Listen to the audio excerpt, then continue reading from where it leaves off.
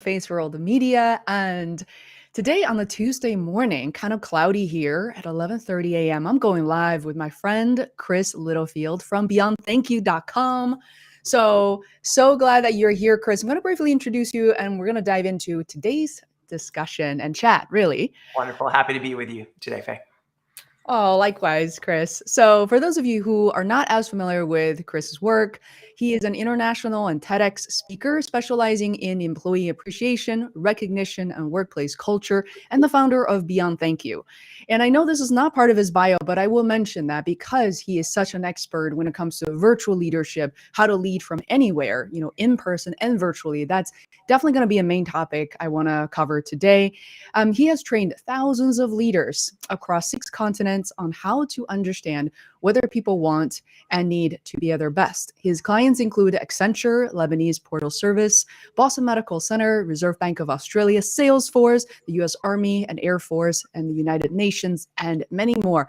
His work has been featured in New York, Mindful, and British Psychologies Magazines, and profiled in Harvard Business Review. He is a regular contributor to Forbes and Harvard Business Review and the author of the best-selling book, 75 Plus Team Building Activities for Remote Teams. And with that said, all right, Chris, you are here with me. I am. And it's funny. So my book was a bestseller when I first launched it back in 2020 in the heart of the pandemic. And it just hit the bestseller list again this week on Amazon. I don't know why, but it's very strange. So the whole time throughout the pandemic, everything like that, had all these sales. And now it's back on the list again, which is very strange just this week. But it's exciting.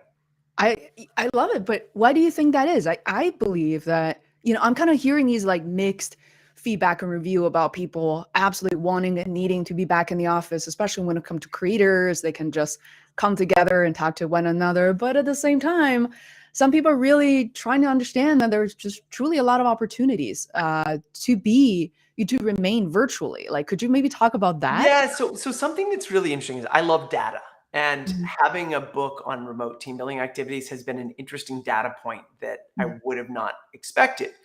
But when I see spikes in sales, right, each day or something like that, something's going on. So every time there was a new wave of COVID, then all of a sudden sales would go up. If people would extend, if there was a big announcement, there was an extension of work from home, sales would go up. But they were oftentimes individual sales. Over a couple of days, instead of there being like one book, there'd be like 10 books. But then what happened last month, which was really interesting, is I had the highest single month sales that I had had. And what I noticed, though, it was all bulk sales, where before it was individual sales. It was managers most likely going out and saying, hey, I'm running out of ideas. I need, what can I do with my team? And so I would be selling individual books. But last month, what changed is I had multiple days where I had like $200-300 in book sales and revenues because it was bulk sales, which tells me that a company's buying 30 copies for their managers or 50 copies for their manager. I had one company reach out to me and said, hey, can we get 200 copies? We have this virtual event going on and we want to send these to our people. And so I saw last month was the biggest bulk sales. And I think what's happened is that we've now, the idea of we're either going to work on returning the majority of the time to our office, or we're going to make the commitment to be fully virtual or hybrid more long-term. And so I think what's happening now is that as we start to return to some sort of sense of normal, which is not normal still because of what we've lived through, people are starting to settle into the idea that we are going to be hybrid for the foreseeable future. The pandemic is it's not over and the impact is clearly not over, but our life is starting to feel more normal. And if we are going to be in this hybrid world, how do we learn to be successful given this is our new reality moving forward for the foreseeable future? I love it. It's so exciting to know that there are bulk sales and companies are taking advantage of, these exercises that you're putting forward. That's amazing. And I know that you're so much more than that too. This morning before our live stream, I was just thinking this topic of employee appreciation seems so foreign and so familiar at the same time, because I think many people who worked in different settings, for me personally, spending a decade in marketing and consulting, you hear all the time that people feel very much underappreciated. That's kind of a regular theme. Yet it's like nobody really wants to talk about it openly. The long hours, you can bring work, work to your home, but you're not really encouraged to bring home to work. So there's always a challenge, a struggle. I frankly, other than HR, there's nobody really in charge or we're really like understand what that involves. So for people who are new to this whole, the art of recognition or an employee appreciation, could you educate us on like what it is and maybe what it isn't? Well, I think that, like you shared, it's a lived experience. And I think many people, when they think of appreciation, they often think of recognition. They often think of the act of expressing our appreciation or recognizing rewards and awards. And a big part of my mission in life is to blow up that conversation and shift how we think of it. Many times people think of recognition as compensation. Because many times within our organizations, if you work in an organization over maybe a couple hundred people, then recognition in our organization, which is rewards and awards, tends to sit in comp and bens, which tends to sit in HR. So they're talking about the financial component. But compensation, right, is different. Being compensated is different than being valued for who we are, right? What we bring, what we contribute. And so feeling appreciated, like trust, or feeling valued is the same as feeling the sense of trust. It's not something that we do once and then I trust Faye, right? What it is, it's a relationship that I've built over time. It's a relationship that I built up and I have to maintain, just like with a friend. If we earn trust and then they do something that has us think we can't trust anymore, that status is gone. And so building an experience at work, whether work is in the office or virtually, is all about us building, maintain those relationships over time and thinking about what are we doing, whether we're connecting. When I hop on the call and I go, hey, Faye, the first thing you shared is something that your mother said about my eyes, some compliment. And so I'm like letting up. So we're connecting. And the last time you and I were talking, you just got a pool installed in your backyard. You've been swimming and you're up in Boston. And every time I think about swimming in Boston this time of year, I'm like, you got to be insane. But I have some sort of relationship that has me know that I know you more than just our exchange at work. And so we're working on building, maintaining that. So when it comes to appreciation, when it comes to recognition, these are actions we take all with the goal of building, maintaining the experience or the status of feeling valued at work. It's such a deepened relationship. I think about what you just mentioned. It seems so trivial, like, oh, things would have just come up if we're sitting, one-on-one at Starbucks or something. But I remember very vividly when we connected for the very first time, how you discover me. And I love the fact that you're like, oh, I saw you interview Mark Cuban. I was so grateful that you noticed that, because sometimes, like for me, to go through these experiences, getting really excited, really nervous, stressed, and then it's all gone. And, personally haven't really done much reflections. And the second thing was the fact that you mentioned that you're originally from Maine. And I immediately had to tell you that I went to Freiburg Academy, which is a school that I would explain in great length to people who haven't lived in Maine.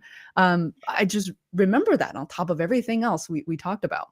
Yeah. And the fact that you went there, I was like, like Freiburg, for anyone who's watching this has no clue. This is like, imagine driving, an hour out into the woods from where you live in a city, and then this random like farm town. And then there's a school there and Faye ended up there. And that's in your rural state of Maine, right? It's just completely random. I had completely forgot about Freiburg Academy in our first conversation from that. And I think that's so much of how we build and maintain relationships, is that intentional remembering. It's those details. It's those things about each other. It's that, asking, and, somebody put the comment in is that, yeah, we're encouraged to bring work home, but not our home to work. And during the pandemic, the managers who were really great about this realized that boundary is blurred. And that boundary will forever be blurred, because what changed before is we were supposed to show up at work, do our job, and then go home. And then continue it if we had to get things done. Where, because we were working in home and everybody was inside each other's offices, we didn't have the ability to do that anymore. And so now I think the big shift for managers is understanding that, the employee experience used to be just about what's happening at work, where now our job as employers and as managers is to understand what do our people want and need to be at their best at work, and to make sure that work is supporting them to be at their best outside of work as well. Mhm. Could you elaborate more about that? Because I think when people don't really work in your field, they haven't spoken with so many different companies, Mhm. CEOs, VPs. What is that employees want, or to the extent that managers and senior leaders actually want to better their lives both at home and at work? What is I feel like there's a bit of a mystery. There are a lot of articles, Mhm. shiny objects in front of us, but what is the essence of how we change our mindset? What else we need to learn? Well, I think the mindset, and so in the past, I do used to work for, be part of the best place to work study for Ad Age, and Ad Age is one of the biggest, kind of marketing magazines, and I don't know if that's the right term. Mhm. And so I think that when I was interviewing the CEOs of the top 10 best places to work each year, and I did this for 3 years in a row, every CEO that I talked to at these top companies, whether they were a small 50-person or 1,000-person company, there was one commonality among all of them, is Mhm. all of them adopted what I would refer to as a valued employee mindset, and understanding that we as an organization will not be successful unless our employees feel successful at work and at home. And my job is to just remove barriers for people to be able to do that. I'll never forget speaking to this one CEO, or actually, it wasn't even the CEO speaking. It was reading the individual comments of employees at the organization. I will never forget this one woman says, my boyfriend got his dream job to be able to go and tour with a band, but I just started this organization. And so I reached out very hesitantly to the organization, said, I'd love to keep on working for you. But my boyfriend got this opportunity to go and tour in Europe, and he wants to go, and we've committed to being together. And what they said is, one, you can work remotely if you want to do your job, as long as you can keep on doing it. And if you want to leave, you will have a job when you return. Mhm. And so that understanding that we're going to be able to make things work for our people. And of course, in order for them to do that, that person had to be a great employee, because Mhm. we're not going to move mountains for people who do just a crap job, right? We're Mhm. not going to do that. But we are going to move mountains to people who add value to our organizations as well. Mm. Love it. I love specific examples, and there is so much to learn from. I see them as also like little mini case studies for us to really understand people's mindsets and how you can make something really concrete happen for employees. So we have a question now from Vittorio Greco. Is there a monetary value associated with recognition, appreciation, or do managers use it to offset a raise or promotion? Okay, so I would have to ask a follow-up, because the first way I heard, is there monetary value associated with recognition? And so one, I'm actually going to answer two different questions here, and I hope that they're both helpful. The first one, is there monetary value? Not necessarily. And this is because we've collapsed rewards and awards with recognition, where Mhm. rewards and awards aren't recognition in and of themselves. They're a delivery tool for a message. And the reason why many people think that is because we call our rewards program, our point system, our recognition program. And that's problematic, because many managers think that the only way to recognize somebody is through the rewards and awards platform. So we want to do that. And so in my workshops, when I'm working with organizations, one of the first things that I'm doing is helping them decouple those terms. And so when I take recognition, I break it down to what I call an inverted pyramid of importance. So we always put things as like a hierarchy of needs, and up at the top, people put awards, but awards are the least important thing on there. And so I invert it. And then on the top is appreciating the person. These are those day-to-day things that we do, like saying good morning, like saying, hey, I really love the question you asked in the meeting the other day. Or, Faye, I saw that you interviewed Mark Cuban. How the heck did you make that happen? What was that like? How did you even get into this? How did you end up from where you were born to Freiburg Academy to doing what you're doing now? Those things that we do to signal to people. Now, then you have acknowledging the circumstances. That would be the next one, is those day-to-day things to, hey, I understand that you're working, you're doing all of this while taking care of your parent, while taking care of your kids, Mhm. well, trying to understand, you're transitioning, or you just moved, or you're going to school at the same time. To, we're down staff, for every single hospital and pretty much every organization during the pandemic. Thank you for showing up and doing work when I Mhm. know we're down staff and you need to do it. Like, I acknowledged my daughter's teachers yesterday at pickup, because they the new school building didn't open, and now they're working in this kind of temporary school for almost like a month and a half, trying to do their job while they educate our kids while parents are getting angry with them. So acknowledging the circumstances and then recognizing effort and progress. People don't want to be recognized for the results. They want to be recognized for the process, the ups and downs that led to the results. And then every once in a while, we're going to reward results with some sort of financial or something nice or little something special, and then award standout results. In all of those are about building, maintaining a culture where people feel valued. So that's one side to answering your question. Then the other side is there a monetary value with recognition and appreciation? So if we were to remove recognition and appreciation back into the category I said, yes, just last week there was an article published in Harvard Business Review, and I can't remember the exact name of it. But in the study they shared, it was from, I think, something like 5,360 reviews, and managers who were rated by their employees at great at recognizing them were 40%, their employees were 40% more engaged than in people who were in the bottom tier.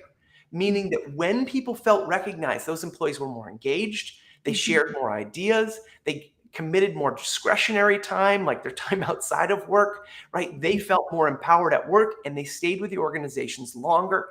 And if you look at Gallup stats for years and years and years that have been studying this, right? Organizations are more profitable when people feel recognized. There's lower absenteeism, which makes sense because when people feel valued, they show up to work. And I think the retention rate was, in the high quartile versus the bottom quartile. It was like people stayed 40% longer in their organizations when they felt recognized at work. I love what a complete answer right there. And it's true that sometimes I think for all the places I've worked at, there's a direct tie-in between recognition and promotion or a raise.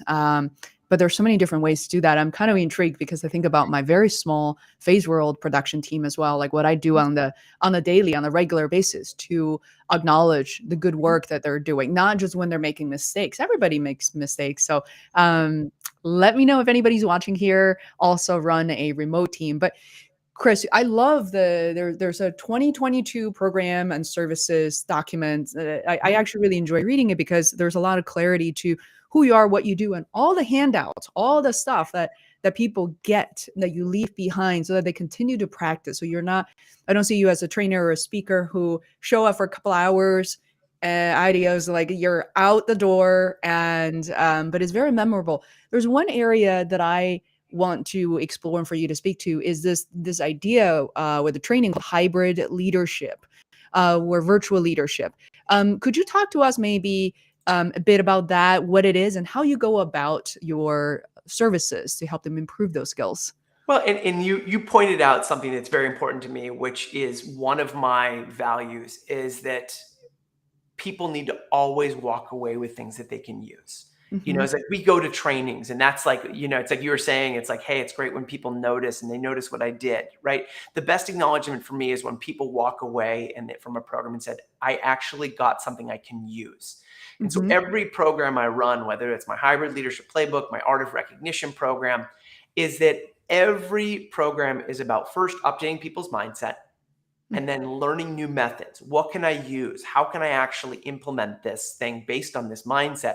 And then leaving people with the means. Like when I run a workshop, and I have some of them here, they're just kind of scattered around, but it's like everybody walks out with these little business cards with the key distinctions of the workshop on it. I was just sharing my model of the inverted pyramid of importance. It's right there on the top. It's going to be blurry. It's right there on the top of the card with each one of the distinctions and what we can do.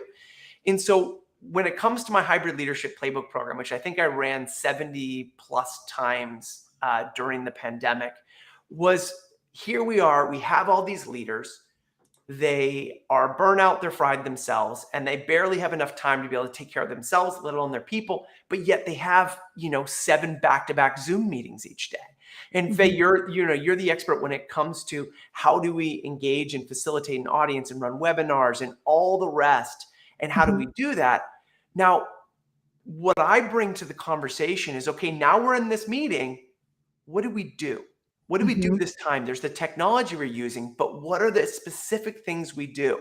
And so one of the ones in the book, and this is what this was about. I didn't plan to write a book on remote team building, but what I realized after doing a couple videos on YouTube about team building activities, writing a few articles and HBR, people kept on reaching out like, okay, what do I do here? And so here we are in these meetings.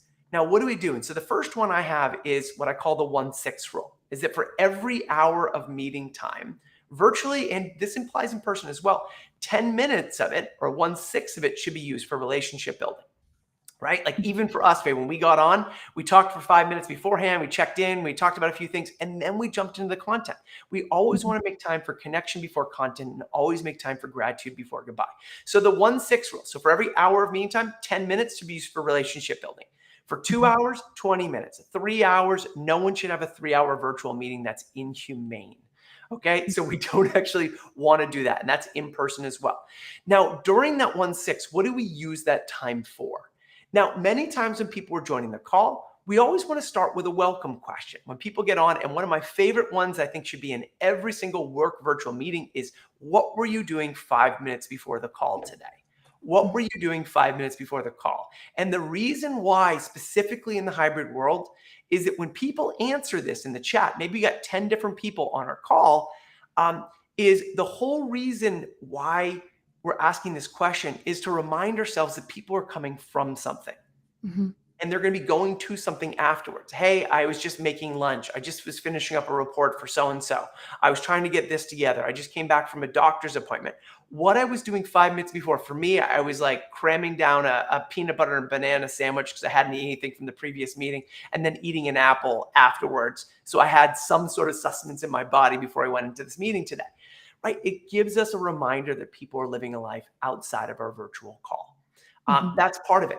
And then also using pulse check questions. When we get on, and especially if you have a multiple group of people, and both of these activities are in my book, is asking people and saying, hey, let's on a scale of 1 to 10 today, what's your energy level? And just using a pulse check question. And then they put their answer into the chat, and then people put the numbers up there. Like, what was your energy level today? How are you feeling about your ability to keep up with your work right now? And people put their answers. Then as a manager, we can then ask anybody, does anyone want to explain why they picked the number they did and why?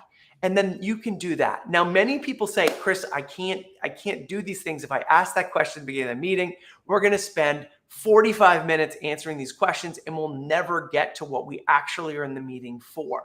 Now, this is where you have to make that understanding that we are going to do this for the first 10 minutes. And that's it. And you make that a standard thing. Now, for many leaders, when they're coming into those meetings, I always say, keep 2 cups on your desk and then put the names of all the people on your team into those cups. Okay. And then what you do is at each meeting, I may go and say, I ask the question, people answer the question in the chat. Then I pick a name and I go, okay, Faye, you answer the question out loud. You come on, you answer the question. And then we wrap up. Everyone's answered in the chat. Everybody listen to one person's answers. I move your name to the other cup there. And then I keep track of who's participating or not. And it's also a great way to be able to pick people out and say, hey, so who has thoughts on such and such question that we're working on? I grab a name and then everybody's like, oh crap, attention. So it's a great way to encourage participation. But you can do that. You can use welcome questions. And one of the handouts, and I don't know if I have it on my site right now, is like 35 welcome questions that you can use in your meetings. And these are, like I said, they're in the book. And this is one of the handouts from the book. So you keep those on your desk. And I need to come up with a question. I look down at the sheet and say, get to know you questions. Are you the oldest, middle, or youngest child in your family? And then open up a conversation about that. So we're learning about people.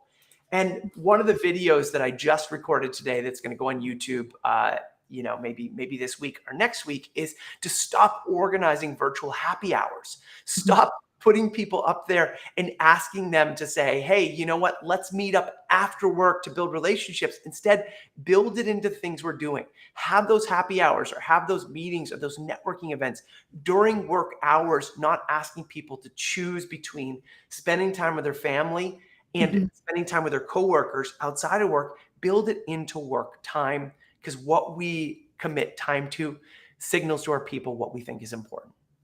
Love it. Love it. These are very important, I think, adjustments many companies need to make. I just recalling so many times, whether it's a team building events, whatever it may be, it's always after hours, sometimes even beyond that, weeknights, weekends, it's endless because the work itself is so important. Worse yet, they will, team building events is already set 3 to 4 p.m. and boom, here's a client call, everything is canceled. And there's always something else that takes priority. So thank you for calling that out, Chris. There's one thing, as all of us are quite intrigued by all these little cards, if you don't mind holding them up again and showing us some of the details. Is there a way to purchase them or get digital copies of your cards?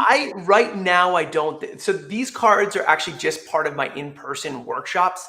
Mhm. What I would recommend doing is go out. You can get a digital copy on Amazon, or you can actually hard copy all the questions. Not the stuff around recognition is not in the book, but I'm working on that right now.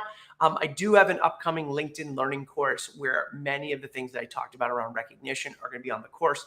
And then sign up for my newsletter at beyondthankyou.com. And then I send out every 2 weeks. Oh, drop something. Uh-huh. I send out links to many of these handouts are in my newsletter. And then another one that's on there, and I need to be better about where all my handouts are, but another one that's in the book and then also here is a team assessment to actually check in about how am I really doing about building emotional and physical safety on our team. And then there's a quick assessment, and then where, based on your answer, where you should start with your team of what things you should do next to build and maintain those relationships. Oh, I love what you just said about emotional safety. Was it something else? Emotional and Emotional and physical safety. So, physical? Mhm. so that environment and the not the funny thing, but I don't know about you, is you end up reading the same message over and over and over again, just told in a different way. And Mhm. that's because if we the link for Amazon, it's 75 team building activities, remote teams. I don't have it handy right here, but maybe Faye can pull it up Oh, while I'm absolutely. chatting to Yeah. the book on Amazon. Um, and I, the iron of this is emotional and physical safety is created when people feel seen and heard. When we've taken the time, and many leaders say, I don't have time to build relationships. I don't have time to do this. And you don't have time not to do it. Mhm. When you don't take the time, and I was a mentor of mine, Chester Allen, he wrote his New York Times bestselling book, The Carrot Principle, has a line that he says in his workshops and trainings. He's like, imagine if you got married and then the rest of your marriage, like, well, I said I love you when we got married at the wedding. Isn't that enough? No, we're Mhm. building and maintaining relationships over time. And we have to do those little things each day. And that emotional safety comes when people feel like we value who they are. We Mhm. value their time. We value their relationships in and outside of work. Mhm. That's when, right, people have that experience. And in the beginning of the book, sections of what are those things that we've been doing? Do people feel known? Do people feel like we appreciate and value their time in and outside of work? Do we care about their development? Do we express our appreciation? All of those things are what build the foundation of our relationships, the foundations of trust, the foundation of people feeling valued at work is based Mhm. on those little things we do each day. Mm. Absolutely. Yes, it's not enough. I absolutely agree that when it comes to relationship, whether it's marriage or otherwise, the relationships all need nurturing. And some people say, well, that's work. But ultimately, I think it's really worth the investment. Even, with people who work with me, even if they don't stay with me or with Feisworld forever, most of them do. Yeah. I still want them to be able to, carry what they have learned and to be able to impact other people and other projects in positive ways. So Chris, Or, we look or forward it to. just Yeah. based on what you were saying, Pat, I like two things there is one, you're either going to do the work to keep that person there, or you're going to do the work to replace them. So which Mhm. work do you want to do? And like you're saying, is that we're a stop on somebody's journey in life. And how long that stop is going to be and how long they're going to stay with us and contribute to our mission and what we're up to is directly correlated with how much they feel that they're getting on Mhm. that stop on the journey. So if they feel like they're learning and they're growing and that they're developing and they're valued and fairly compensated for it, then they're going to stick around for a long time.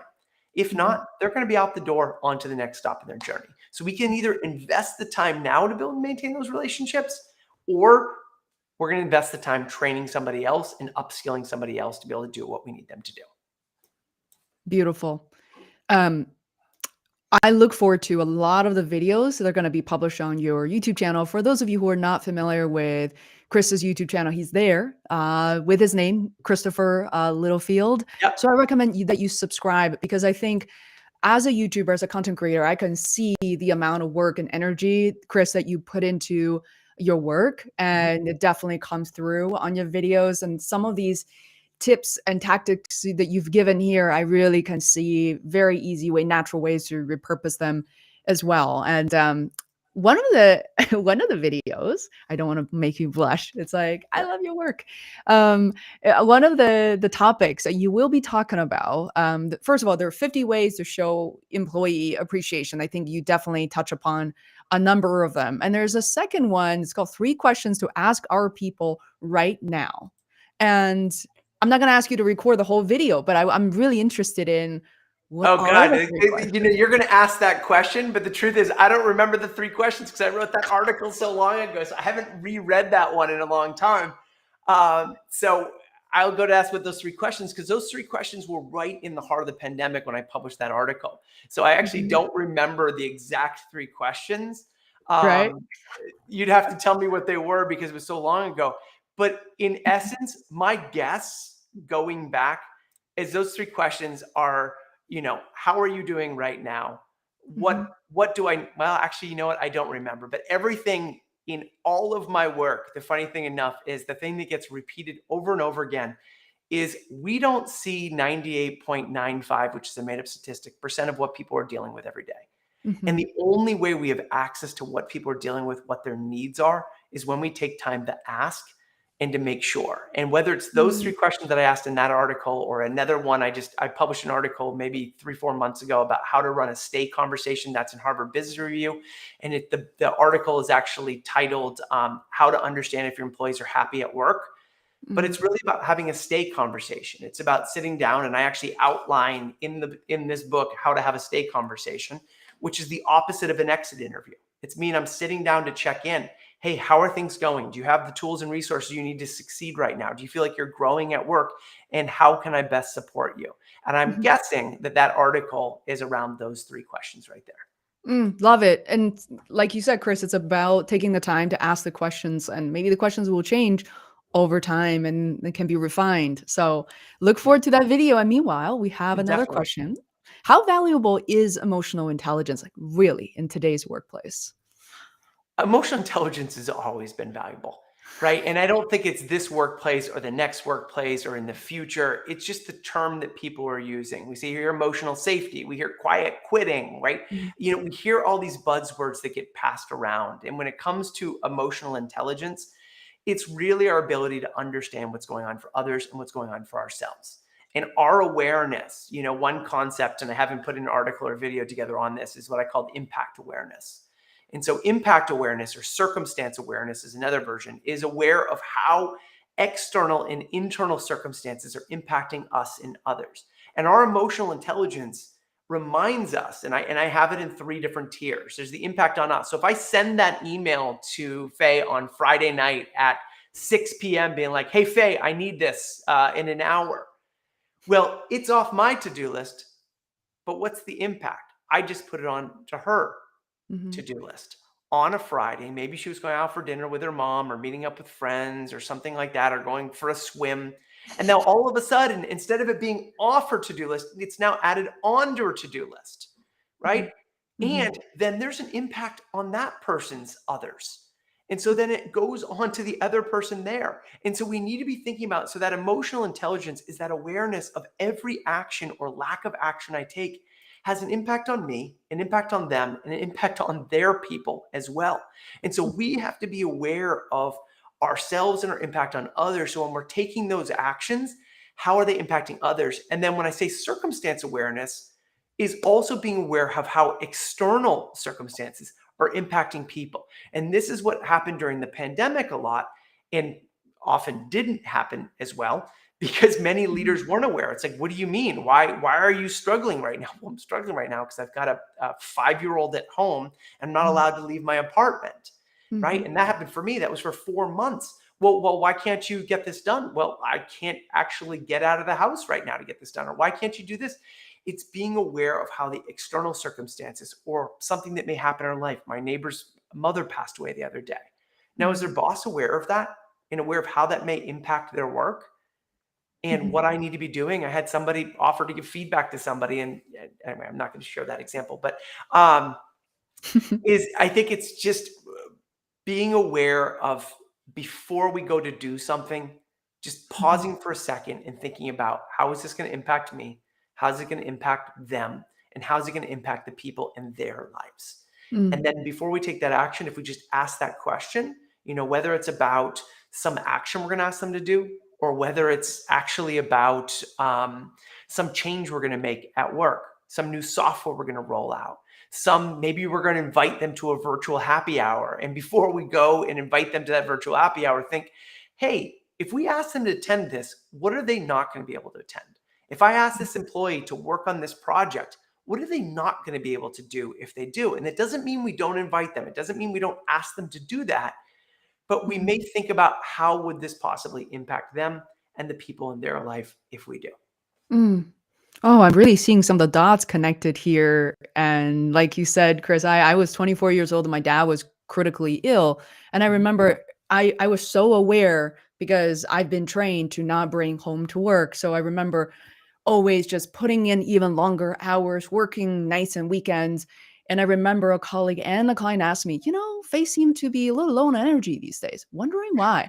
But they were talking to each other and without asking me, and I think it was really interesting. I remember just feeling kind of confused and hurt, and then didn't really know if there's going to be how to talk about it. And it was weird around my peers because being 24 and have a dad who's like stage 4 cancer, it was so unusual. Like I just didn't know who to go to, where to turn.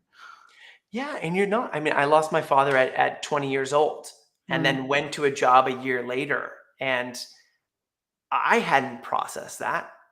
I hadn't gone through that. That was a circumstance that was having a huge impact. And the people who understood me and what I was going through would check in from time to time. Like especially when with a coworker is going through a loss or has gone through a loss, I'll always put a note in my calendar. Check in with Faye 1 month from now. Because I don't know about you, as those people who remembered, because when someone loses somebody, because no one's trained to support people who are grieving. But when somebody goes through a loss, or maybe they said their spouse is pregnant, or maybe said that they're having their first baby, or whatever may be going on, that intentional remembering is how we signal to people that we remember what's going on in their lives. And so jotting that note down, right, in our calendar to follow up, to remember what's going on in their lives, is what signals to people we value them. I have a guy that I just met at a local pool, but I'm like, I like this guy. And I don't mean, it's hard to meet friends as adults. Like, it's something we don't talk about. And I'm like, I want to be friends with this guy. And then he invited me to his dad's funeral the other day. And I couldn't attend that. And I really wanted to, but that day I recorded a message and said, hey, I'm thinking about you today, thinking about your daughter. If you need anything, I'm here. And I put that note that I'm going to check in with him in a month just to see how he's doing. And hey, do you want to go for a walk? Do you want to chat?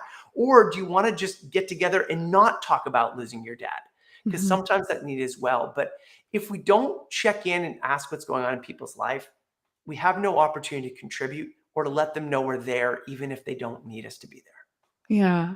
You're so right about like this intentional check-ins, intentional remembering. I remember those people for life. I remember being 22 and needed my wisdom teeth taken out, and they're impacted. And the client offered to drive me to the hospital when I was traveling in Arizona. Really no friends, nobody around. And that client just said, oh, my daughter just went through this.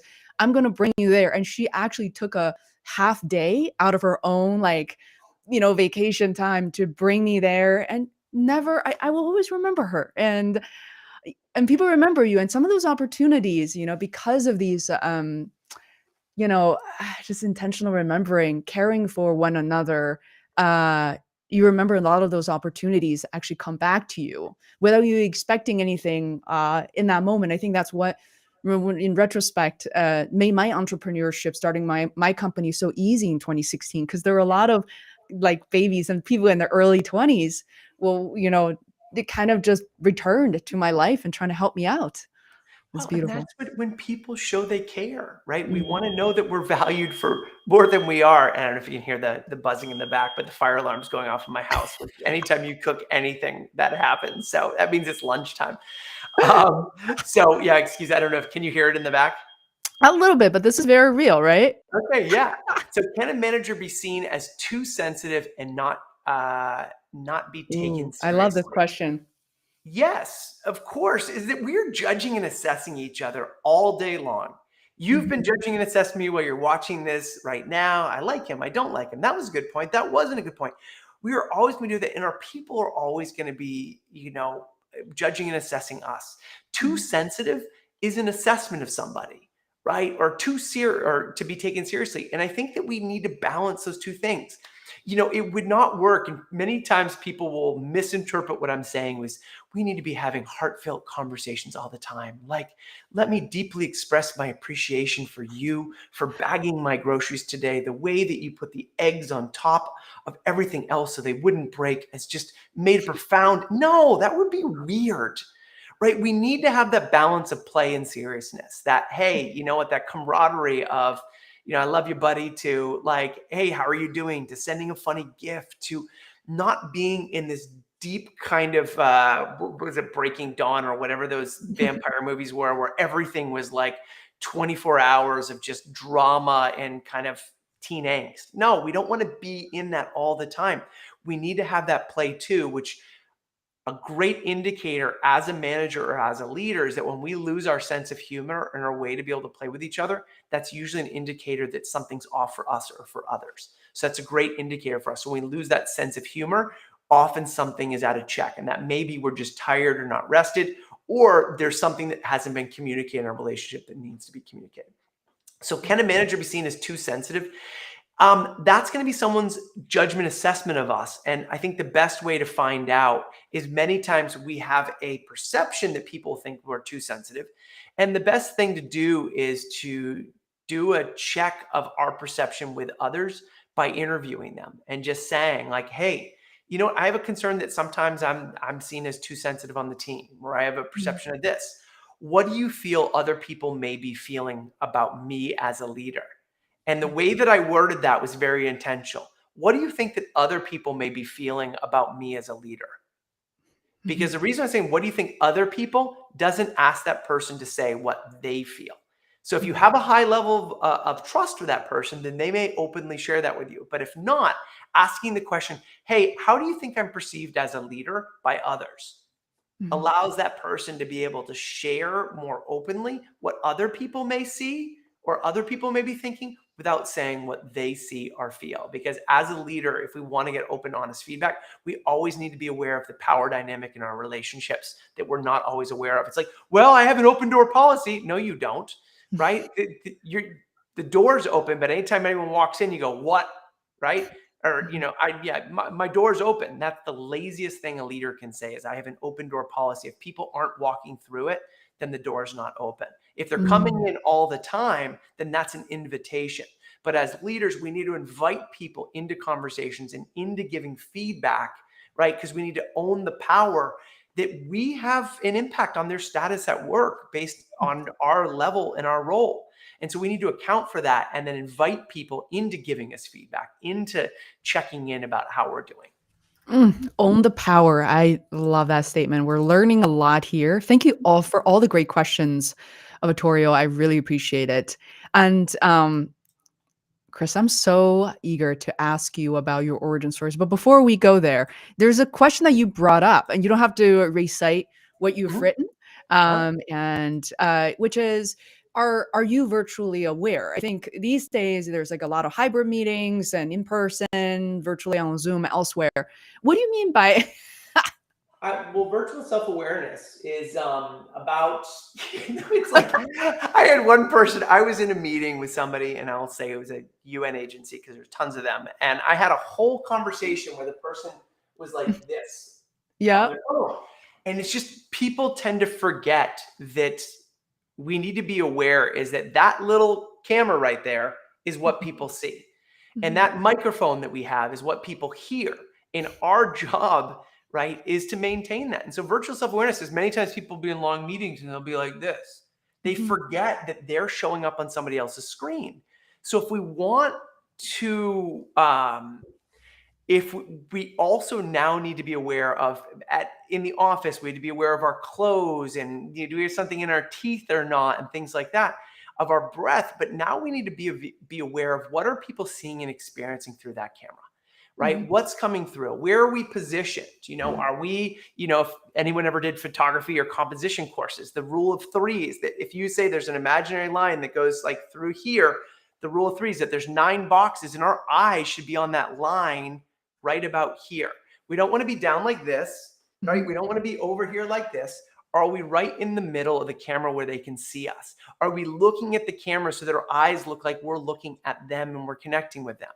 What is in the back? If I turn and I have a camera that's thing, like this is called this is what my office looks like. So I just took a whole bunch of thing out of boxes for something I just did a second ago, right? There's the mess over there. But what am I showing people, right? Are they seeing? Are there distractions in the back, right? Are there distractions noise-wise?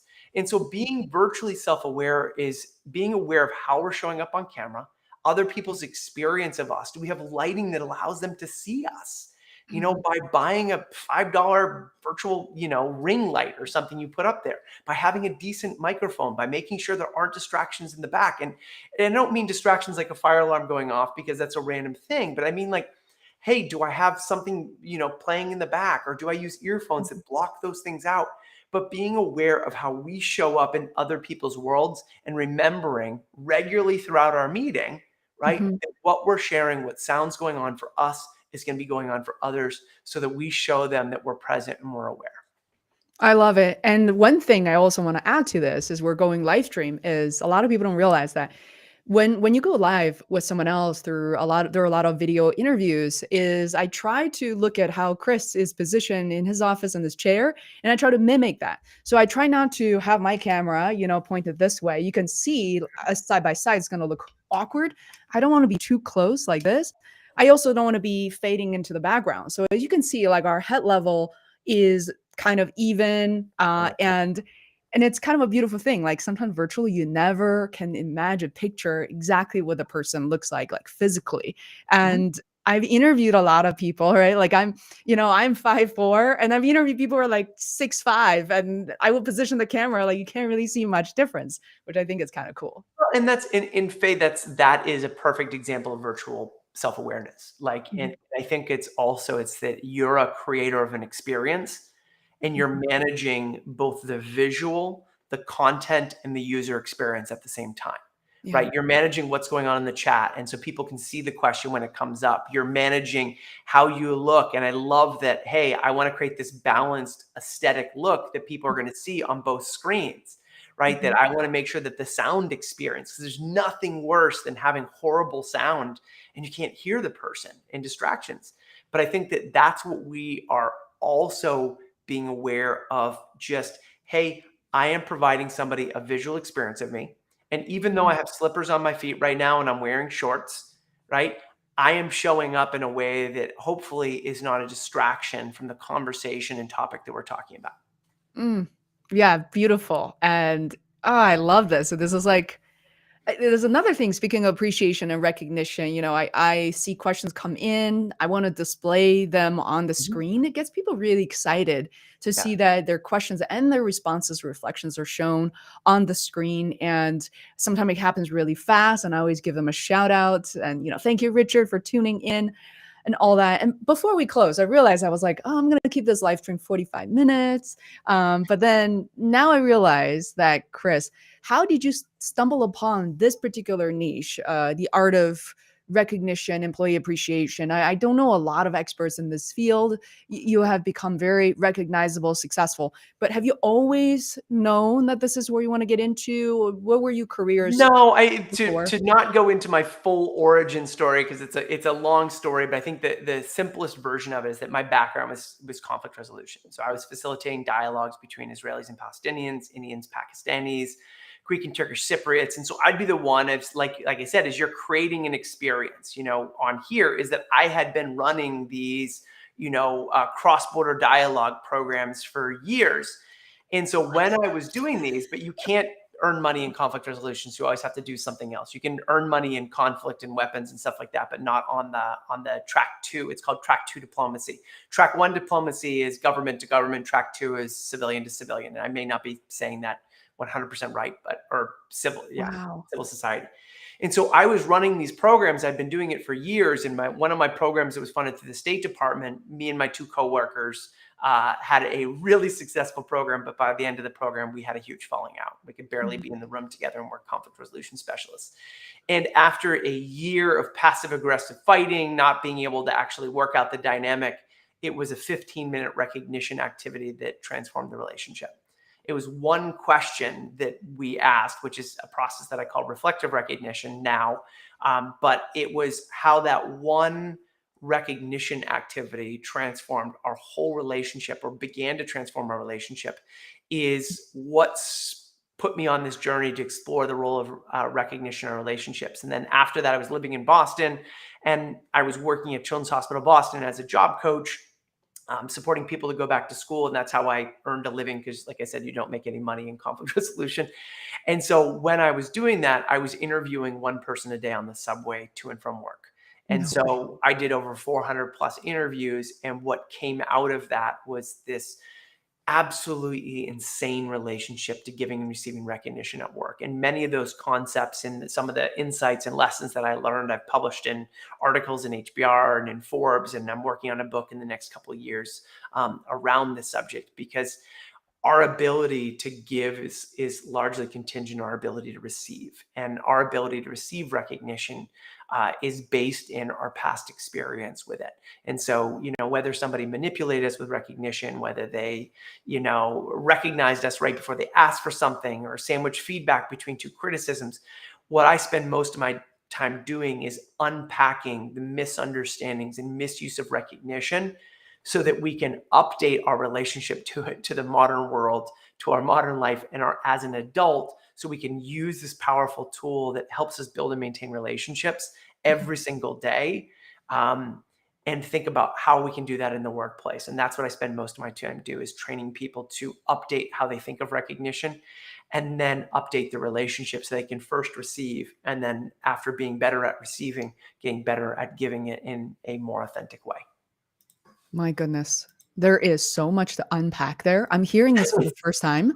Conducted 400 interviews. So literally this episode on Feisworld is 322 for Chris. And I've been doing this since 2014. And yet you conducted over 400 interviews, if I heard you correctly, on the train to and back from work. Did you talk to random people, like strangers on the train? It was the most awkward and uncomfortable thing that I've ever done. And so my rule was, and I shouldn't have said on my way to work. I didn't interview people in the morning. I interviewed them in the afternoon. And whoever I sat down next to on the train, no matter what they were doing, what was going on, I had to interrupt them and interview them. And in 400 people that I went up to, I had 2 people say no. Oh, wow. And other than that, I had some extraordinary conversations. I interviewed Harvard professors, doctors, nurses, parking lot attendants, Delta ground crew members. Being on the subway in a major US city just opened me up to a whole world. It was a very interesting lab. And the stories that came out just kept on exposing just another dynamic of the role of our expression of and receiving of recognition is what came out in those conversations. And it was absolutely fascinating. Wow. This is fantastic. I mean, what are some of the stories that you still remember? I was just wondering, because a lot of people, when I interview them, they're like, wow, I've had this opportunity my whole life to actually share my story from like beginning to end. I mean, it's not the end yet. I love talking to, like, I don't want to call them ordinary people, but everyday people, as opposed to people who are being interviewed all the time. They're like, I'm so sick of telling my story. So what are some of So it was, the interviews often were quick because someone had to get off at the next stop. And so some interviews would be 2 minutes long. And other times I had one woman who was administrative assistant for somebody who got off the train and wouldn't let go of my hand for like 10 minutes because she wanted to keep on talking. Because I realized I was one of the first people to listen and ask her, what's the best acknowledgement from a boss? And what most people told me was not what made a great acknowledgement, but what was missing at work. that they didn't feel valued, that they didn't feel like anyone recognized them, that why is somebody recognizing them for just doing their job? And what it really exposed is our inability or our lack of training, because many times we just assume that people know how to recognize others, that people, this is a given skill that we've all been born with to be polite. And being effective at recognizing and expressing our appreciation, we wouldn't, if we were naturally good at it, there would be like 4 aisles of gift cards in every like superstore or grocery store for birthdays and things like that, helping us say what we don't know how to say. So instead of standing on the aisle there, figuring out which card represents what we want to say, if we actually pause and knew how to do it, we know how to express it without having to have a card that says it for us. Right? Oh, yeah. That's why, but we haven't been trained. And I posted a survey on LinkedIn, I don't know, maybe a year ago or so, about have you ever received training in how to effectively recognize people? And I was just curious. And 400 people responded. It's a 400 thing right now. I don't know, like 400 interviews, 400 people fill it out. 400 people answered the survey, and 70% had little or no training ever in how to effectively recognize people at work. And the answers, I think, was yes, kind of, or never. And the kind of was like, it was one slide as part of another presentation. And the people who had, out of the people that had, about 30% of those people were people who had attended my workshops in the past I was connected to on LinkedIn. And so people don't often train people in this because we assume it's a given skill, where it's something like giving feedback, which praising is giving feedback, right? Giving feedback or project management, it's a skill that we have to develop, and we just need to invest time and resources to do it. And I always encourage, and this is self-serving, of course, but is instead of investing, however much money in your point system, give your leaders the tools to have the day-to-day conversations that make the biggest impact. Because it's not about saying the right thing and saying it in this deep and meaningful way. Many times the most powerful thing we can do is ask the person what they want to be acknowledged for, right? A mentor of mine, Mark Goldstein, who I actually just saw this morning, has one of my favorite lines ever. And it's less important what we say to others. It's less important what we say to others than what we empower others to say to us. And that right there is, one of the biggest gifts we give people by just asking them. Oh, lovely.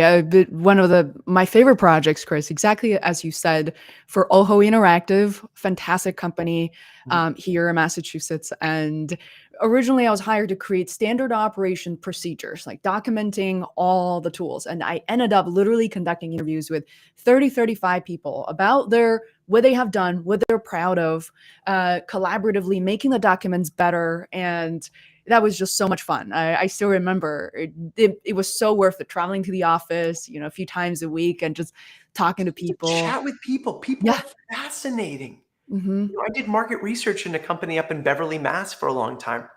And it was like getting out and interviewing somebody about why they have 7 TVs in their house and how they cook. And it was something for Food Network and something for ESPN. And these interviews I loved because all of a sudden I got randomly paired with a stranger and I got to dig into their world, and they got to be the expert because they're the expert on them. And like you said, you are understanding people's users' experience. And it's like, we always forget that all the data we need is right across from us on that person. We just need to take the time to be able to stop thinking about ourselves for a minute and start thinking about the person across the table from us. Oh, this is fantastic, Chris. I love it. What is the best way for people to connect with you? Feel free to connect to me on LinkedIn at Christopher Littlefield. I use Chris Littlefield because it's my name is really long, but you'll find me online at Christopher Littlefield. You'll find me at beyondthankyou.com. I have a newsletter on there that goes out in theory every 2 weeks, sometimes more, sometimes less. You can find my YouTube channel, Christopher Littlefield, on YouTube. And thanks for Faye, who's helping me grow and develop that even more. Please subscribe to the YouTube channel, where I'll be putting out even more content in the coming months. And you can, like I said, you can find me at my website. Oh, fantastic. A lot of that information is in the description wherever you're watching this, but please let us know if you can find something. Let us know. I do monitor all the comments beyond. But thank you so much for all the live audience who joined us today, for all the great questions. I'm going to take us offline now. Bye, guys. Excellent. Thanks, Faye. Take care, everybody.